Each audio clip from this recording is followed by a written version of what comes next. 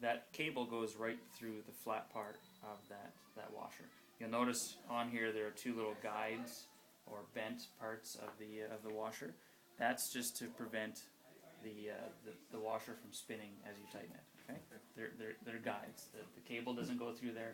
If you were to route the cable through those guides, the cable's not pulling at a different angle, and the derailleur won't shift properly. Okay, so that's one important point. The next one, which I already mentioned, is your barrel adjuster, and you all have this on there as well. That's for your fine tuning with cable tension. And so this is what adjusts the cable or the derailleur between the gears. And so if I were to turn this counterclockwise, it's moving the shift up towards the next gear, the lower gear. If I turn it clockwise, it's pulling it closer to you or to the high gear. Okay. Are you all aware what high and low is? One way to remember high and low. High part of the mountain, base of the mountain is the low part. Okay, so wider, smaller. So I don't usually use that terminology, but on the derailleur there are high and low adjustment screws. You need to know which one's which in order to. These are your limit screws. So your limit screws do exactly that. They limit the derailleur from moving. So the low limit screw prevents the chain from moving between the spokes and the lowest cog.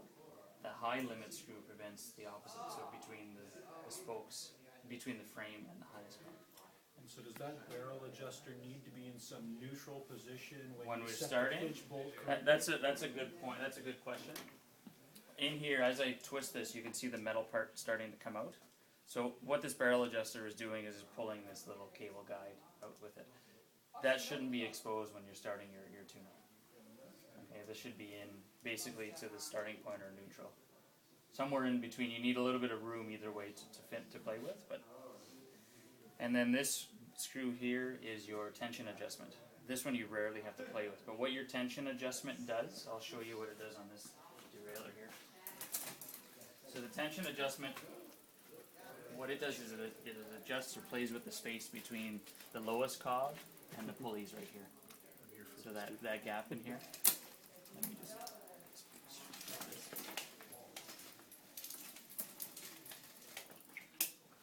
So see that gap in there? That's the part that the tension adjustment screw adjusts. So if you get into a gear, can you pop this up to this, the bigger chain ring, please? Near your left side, yeah. It's always confusing when it's on the stand, yeah, I know. Oh, no, sorry. The other way, yeah. It's always confusing when I'm on the bike. Yeah, right. Probably So that's the amount of the daylight that you want between there. If this was any closer where that adjustment screw wasn't adjusted, now that pulley is actually touching that, and you can hear that rubbing sound. Right. And which screw is that one again? That's this one back here, the one you rarely play with. Okay. Once the high and low are set on your derailleur, there's no need to touch them again. Okay, these aren't something that you go back and play with after a bike ride. If they were set properly from the beginning, you won't have to play with those. It's always your barrel adjuster. Okay.